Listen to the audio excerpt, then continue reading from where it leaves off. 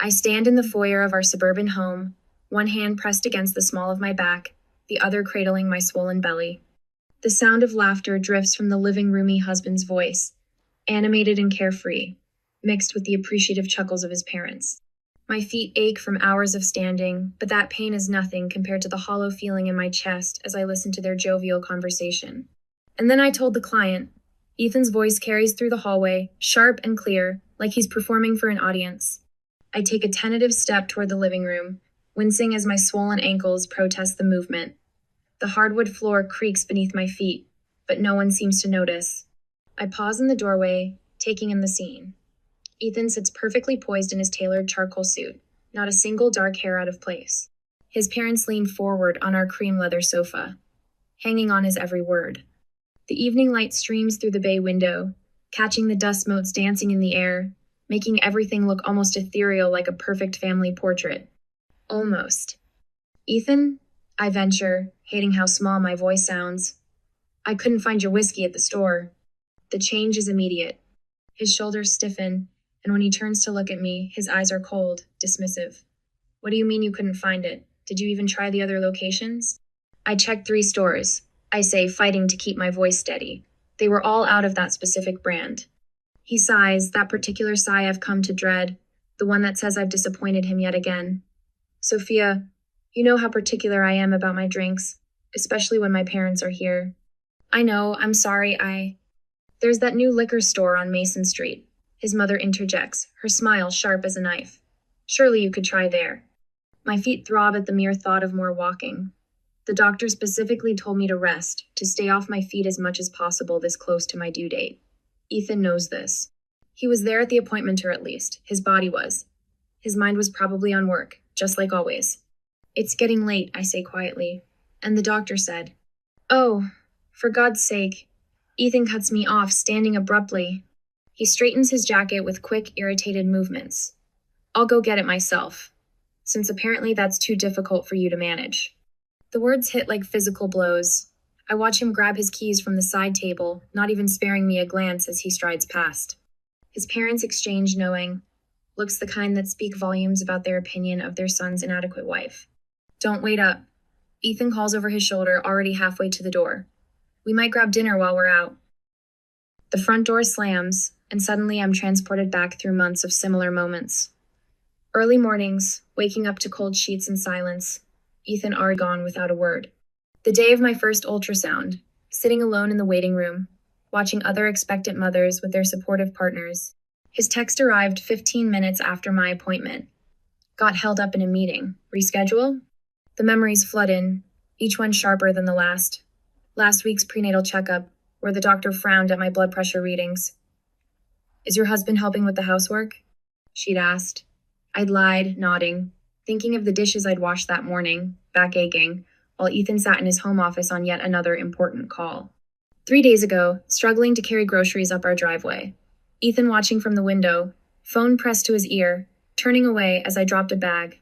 The oranges had rolled down the concrete, and I'd had to choose between picking them up or protecting my belly as I bent down. Our wedding photo stares back at me from the hallway wall. The happy couple they'd called us. Now the silver frame just reflects the cold glow of the hallway light, turning my smile into something fragile and uncertain. I trace my finger across the glass, remembering how many nights I've spent alone in this house, managing endless chores despite my growing exhaustion, while Ethan attended essential business dinners. My hands curl into fists at my sides. Each dismissal, each lonely moment, each casual cruelty, they're not just memories anymore. They're fuel. Something hot and fierce builds in my chest, different from the usual hurt. This feels like strength. I turn toward the unseen audience, you, whoever you are, watching this moment of revelation, and whisper, "Have you ever felt completely overlooked by someone you trusted?" The words hang in the air, heavy with truth and possibility. My reflection in the hallway mirror shows a woman I barely recognize, spine straight despite the weight of my belly, eyes bright with unshed tears, and something else. Something like determination. My phone buzzes in my hand. Unknown number. My heart races as I stare at the screen, my finger hovering over the answer button. In this moment, standing in my silent house with my baby kicking beneath my ribs, I realize something has shifted. Whatever this call brings, I'm done being invisible. I take a deep breath and press answer. The engine hums beneath us as Ethan maneuvers through evening traffic, one hand loosely gripping the steering wheel, the other scrolling through his phone. My fingernails dig into the leather seat as another contraction ripples through me, but I bite back the whimper rising in my throat. He won't listen anyway. I've booked the beach house for next weekend, he announces, not even glancing in my direction. Mom's already planning the menu for Sunday brunch. The words take a moment to register through the fog of pain. Next weekend? My voice comes out thin, strained. Ethan, I'm due in less than 2 weeks. He sighs that familiar, dismissive sound that makes me feel 2 inches tall. The doctor said first babies usually come late. Besides, it's only a 2-hour drive. A sharper contraction seizes me, and this time I can't hold back my gasp. My hands fly to my belly, feeling it tighten like a vice. Something's wrong, I manage through gritted teeth. We need to go to the hospital. Don't be dramatic, Sophia. Ethan's voice carries that edge of irritation I've come to dread. You're just working yourself up over nothing, again. The contractions are coming faster now, each one more intense than the last. Sweat beads on my forehead as highway lights blur past the window. I fumble for my phone, trying to time the waves of pain, but my fingers are trembling too badly to unlock the screen. Pull over, I plead, panic rising in my chest. Please, Ethan, the baby. For God's sake! He slams his hand against the steering wheel. I have a conference call in 20 minutes. This attention-seeking behavior needs to stop. Warm liquid soaks through my dress. My water has broken. The realization hits me with crystalline clarity. My baby is coming, whether Ethan acknowledges it or not. Stop the car. I demand, my voice stronger than I knew it could be. Stop it now. He jerks the wheel toward the shoulder, tires crunching on gravel. Before the car fully stops, he's already dialing his phone. I can't deal with this right now. There's a gas station half a mile ahead. Call yourself an Uber. What? The word comes out as a whisper, though my mind is screaming. You can't. But he can. He does. I watch in stunned disbelief as he reaches across me, pushes open my door, and waits. The fluorescent lights of the gas station gleam in the distance, impossibly far. Get out. His voice is cold, final. I'm already late. Another contraction rips through me as I stumble from the car. The gravel bites into my feet through thin sandals. I brace myself against the guardrail, doubled over in pain, as Ethan's taillights disappear into the darkness. The sound of an approaching car makes me lift my head. Headlights sweep across me, then brake lights flash red. A car door slams.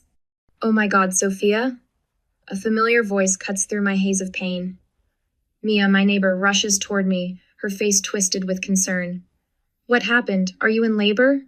I try to answer, but another contraction steals my breath. Through tear-blurred eyes, I see Mia's phone in her hand, already recording. She must have been filming something else, but now her camera captures the last glimpse of Ethan's retreating car, the empty shoulder of the road, my obvious distress. He left me. I choke out, the reality of it hitting me like a physical blow. He just left. I'm calling 911. Mia's arm wraps around my shoulders, steadying me. Her other hand still holds her phone, unknowingly documenting every moment of this betrayal. And then we're going to make sure everyone knows exactly what kind of man Ethan Carter really is. The wail of approaching sirens pierces the night.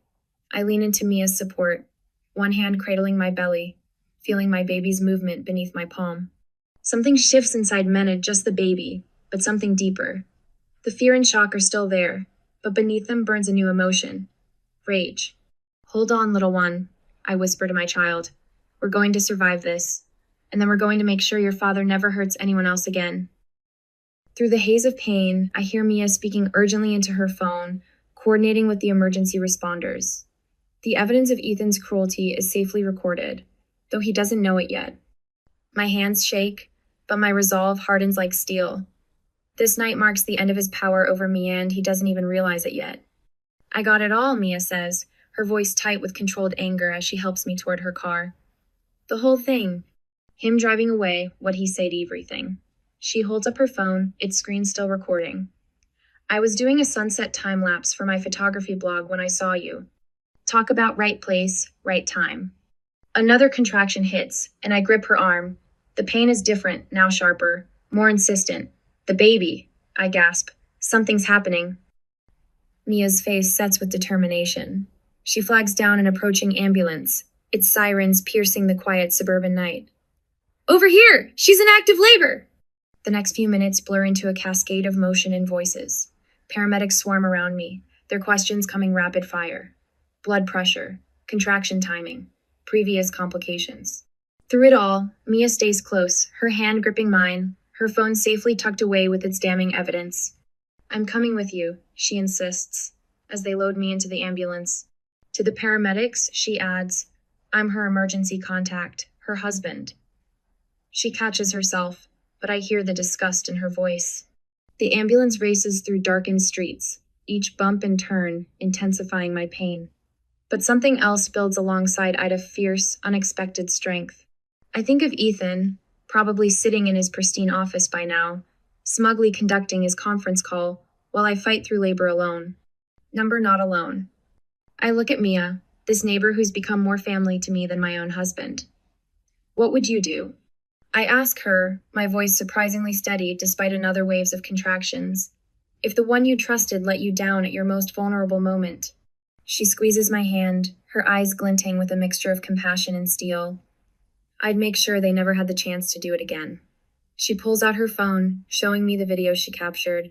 On the screen, Ethan's car speeds away, his callous words perfectly audible in the night air. And honey, we've got everything we need to make that happen. I close my eyes as another contraction builds. But this time, the pain feels different. This time, it feels like power. Like the beginning of something, not just an ending.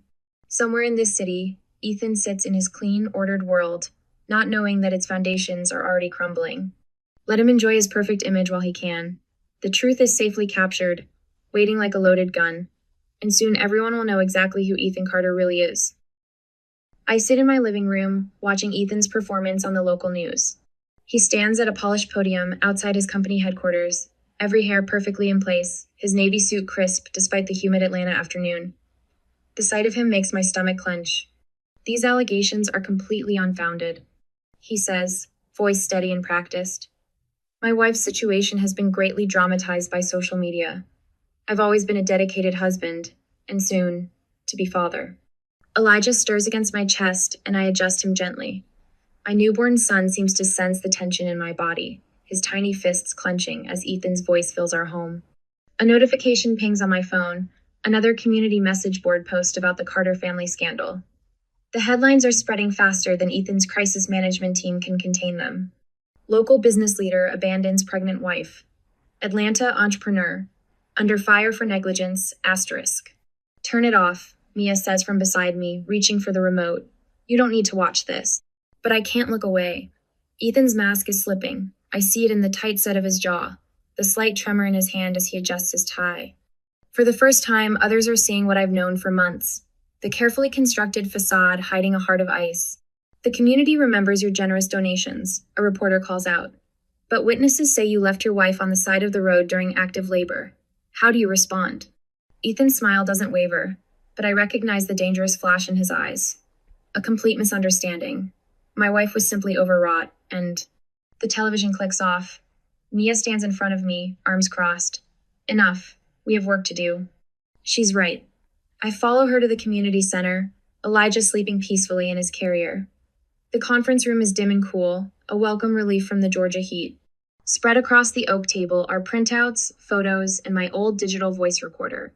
Physical proof of Ethan's cruelty. My hands shake as I press play on the first recording. Since apparently that's too difficult for you to manage. Ethan's voice, cold and dismissive, fills the room. Then another. Don't wait up. We might grab dinner while we're out. Each clip is a knife to my heart, but also a brick in the wall of evidence we're building.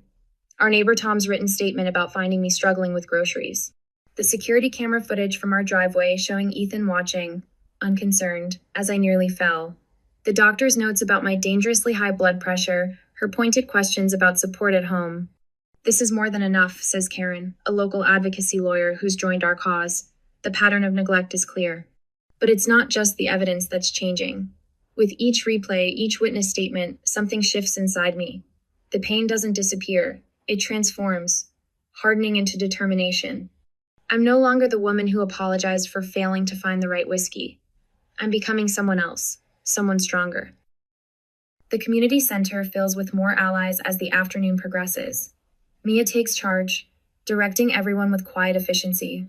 At a large whiteboard, she maps out our strategy, press releases, legal filings, community outreach events. Each person brings unique insights. Mrs. Chen from the corner store knows every local gossip channel. Robert from Neighborhood Watch has connections with law enforcement. And Karen understands the intricacies of family court. We need to coordinate our timing, Mia says, uncapping a red marker. Hit him from all angles before he can spin more lies. She draws arrows connecting different initiatives, creating a web of resistance that makes my breath catch. This is no longer just my fight, it's become a movement. Local business owners pledge to withdraw support from Ethan's ventures. The president of the neighborhood association suggests an emergency meeting to address community safety concerns.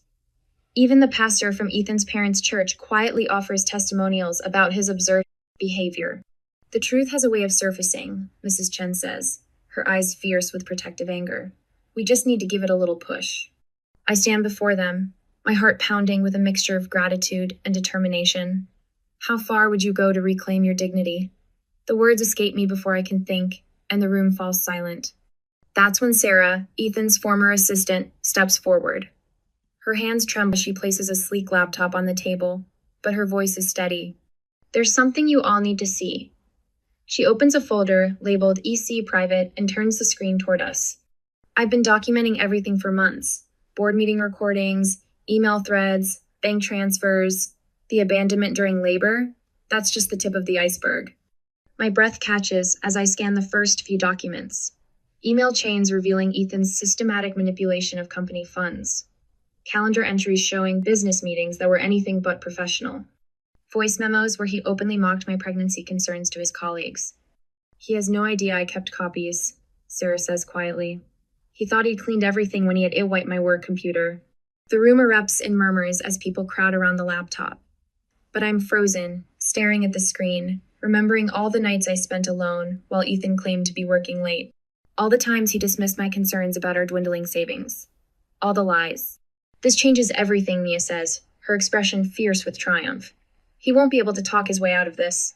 I look down at Elijah, still sleeping peacefully in his carrier, then back at the determined faces surrounding me. For months, Ethan made me feel small, invisible, crazy for doubting him. But now, surrounded by allies and armed with irrefutable evidence, I feel something new stirring in my chest. Power. It's time, I say, my voice stronger than I've ever heard it. Show me everything.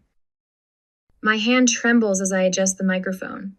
The historic brick walls of the Centennial Community Center loom above me, witnesses to countless community gatherings, but none quite like this. Hundreds of faces stare back at me from the audience, their expressions a mix of curiosity and anticipation. Behind them, the red lights of multiple news cameras blink steadily, ready to broadcast my truth to the world. Thank you all for coming, I begin, my voice stronger than I expected. Mia stands to my left, a silent pillar of support. My son Elijah sleeps peacefully in her arms, blissfully unaware that his mother is about to shatter his father's carefully constructed world. I take a deep breath and press play. The video fills the massive screen behind me. Even now, months later, watching the footage makes my chest tight. There's Ethan, impeccable in his designer suit, his face twisted with disdain as I double over in pain on the side of the road. His voice rings out, crystal clear through the community center's speakers. I don't have time for your dramatics, Sophia. The board meeting starts in 20 minutes. A collective gasp ripples through the audience. I force myself to watch their reactions instead of the screen, to stay present in this moment rather than getting lost in the memory of that night. Some people cover their mouths in shock.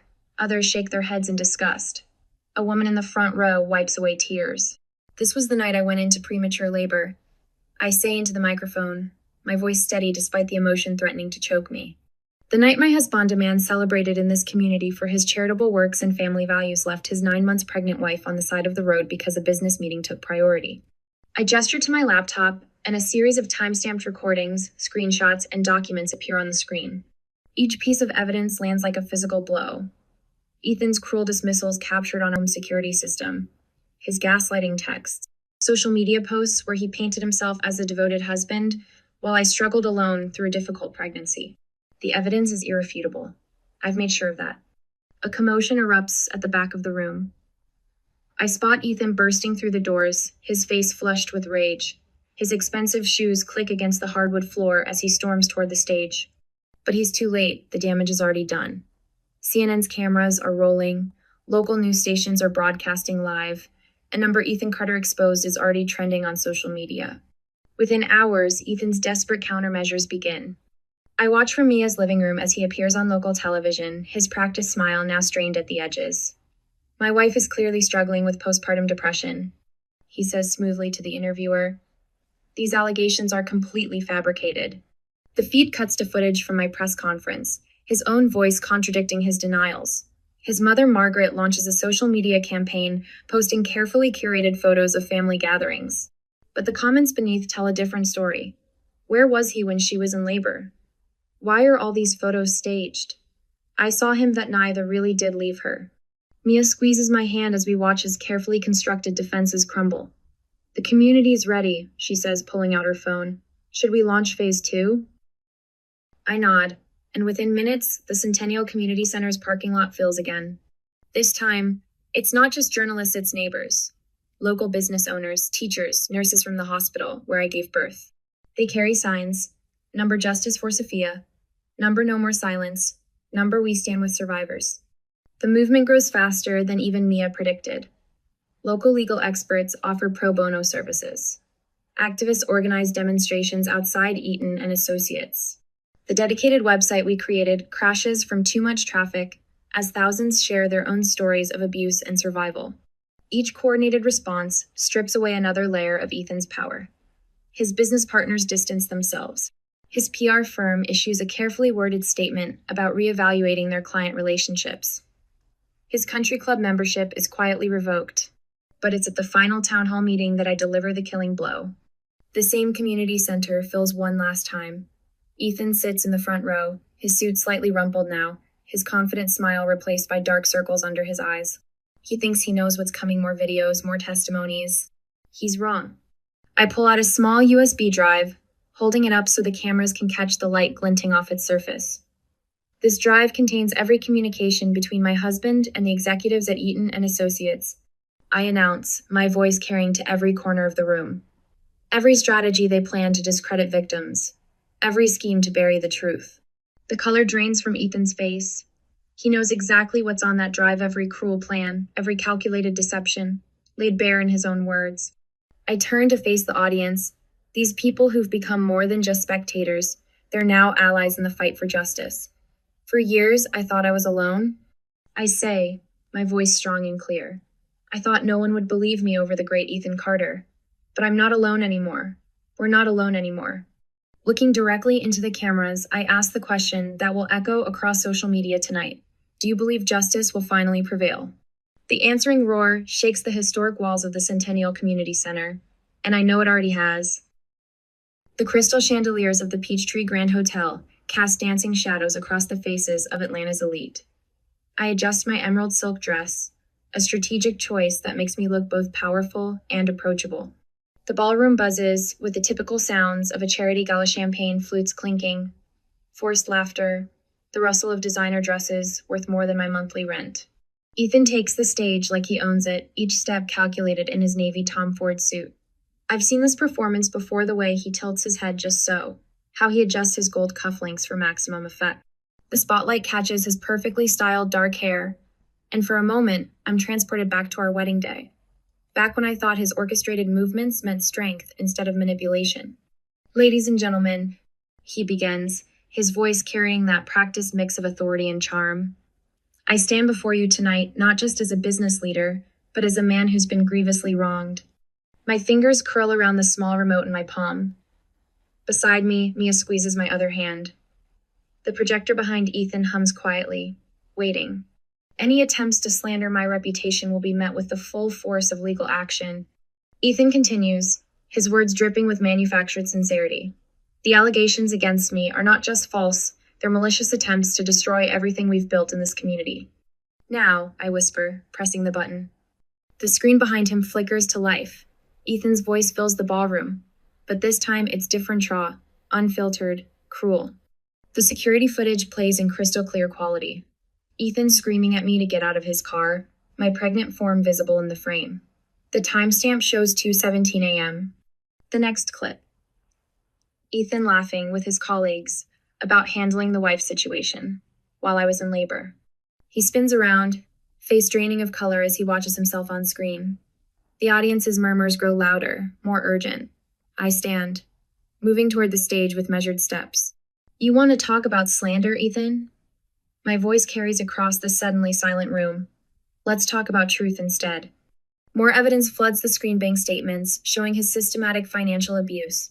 Text messages revealing his coordinated gaslighting campaigns. Medical records documenting my stress-induced complications during pregnancy. Each piece lands like a physical blow, dismantling his carefully constructed facade piece by piece. These aren't allegations, I continue, my voice steady despite my racing heart. These are facts. Facts that show exactly who you are when the cameras stop rolling.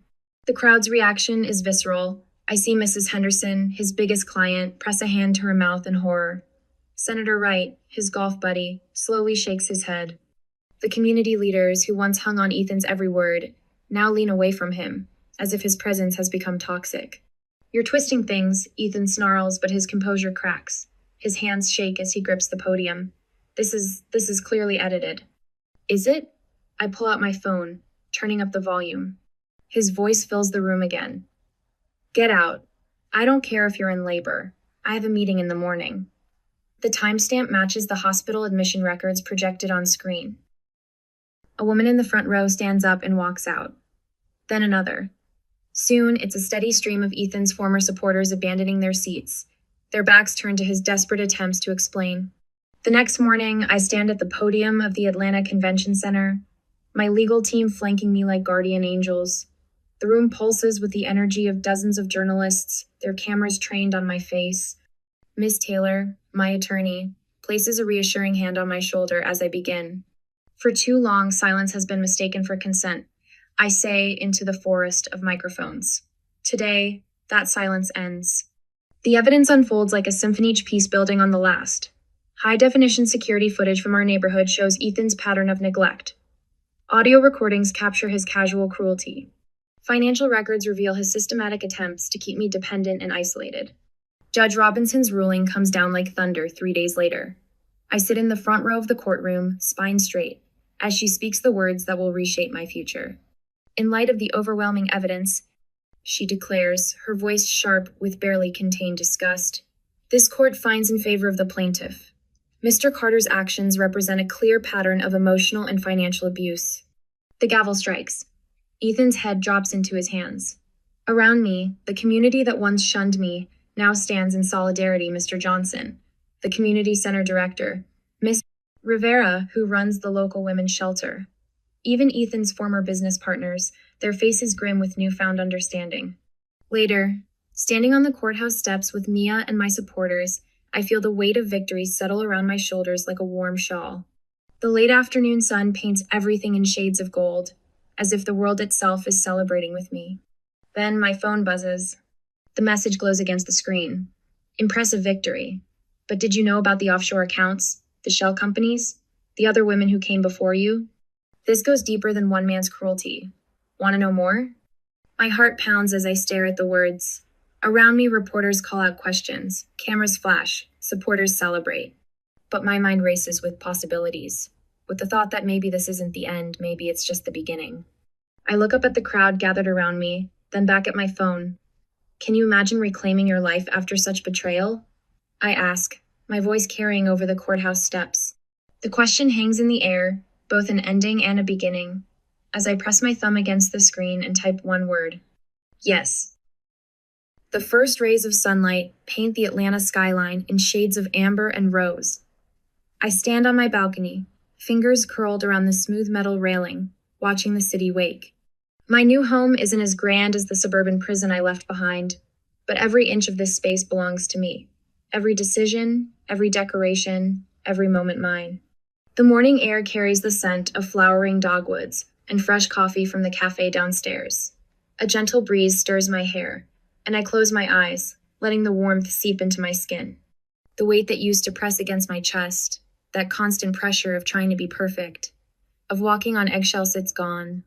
My hands find the framed photo on the small bistro table, the glass cool against my fingertips. The picture captures a moment from last month's community gathering. Mia's arm around my shoulders, her brother Daniel's quiet smile in the background, and my standing tall, Elijah balanced on my hip. The joy in my eyes is real, unforced. No carefully constructed facade. No desperate attempt to maintain appearances. The city below comes alive with purpose. A delivery truck rumbles past. Morning commuters stream toward MARTA stations, and somewhere nearby, a car horn offers a staccato greeting to the day. I breathe in deeply, tasting freedom in every inhale. Inside the Centennial Community Center, sunlight streams through tall windows, creating halos around the faces of the women gathered here. My story flows easier now, though my hands still tremble slightly as I gesture toward the projection screen. Images flash behind the scenes from a life I barely recognize anymore. That woman, I say, pointing to a photo of myself from before, hunched and uncertain in an expensive dress that feels like a costume now. She believed love meant sacrifice. That strength meant silence. My voice carries clearly through the room, steady and sure. She was wrong. Heads nod in understanding. Some of these women have stories that mirror my own. Others are here to learn, to recognize the signs, to understand how to help. In the front row, Mia beams with pride, her presence a reminder of that first crucial moment when someone finally saw me. Each moment that broke me, I continue, advancing to the next slide, actually built something stronger. Every dismissal, every lonely night, every cruel word, they became stepping stones. The image changes to a recent photo. Me speaking at a domestic violence awareness rally, my voice carrying across a sea of supportive faces. They led me here. The energy shifts as we move into the workshop portion of the session. At a table near the window, I notice a woman, Cassandra, according to her name, tag-dabbing at her eyes with a tissue. Her hands shake as she tries to complete the therapeutic art exercise we've provided. Without hesitation, I make my way to her side.